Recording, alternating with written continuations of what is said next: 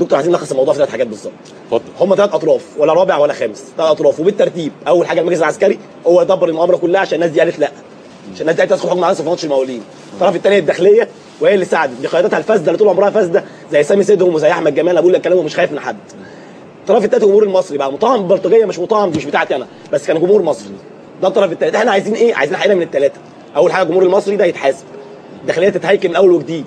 في تشيك اما عملوا عد هيكله للداخليه، كان اللي بيتشال من الداخليه بيتراقب 10 سنين. يعني هنا في مصر نفس قياده حسني مبارك هي اللي موجوده. دي الحاجه الثانيه. الحاجه الثالثه اسقاط حكم العسكر، هيقولوا قدام الناس كلها يسقط حكم العسكر. دي الحاجه الثالثه. انا عايز اوجه بس يعني اول حاجتين بس الجروب بتاعنا. اول حاجه الناس اللي معانا في الجروب، سواء واحد مؤسس، واحد صغير، واحد بقاله سنه، واحد بقاله سنتين 3. الناس اللي ماتت ديت ماتت عشان قالت لا، عشان قالت لا للظلم ولا للسحل ولا للضرب. لا اما نجيب حقهم يا جماعه، لا اما نبقى زيهم.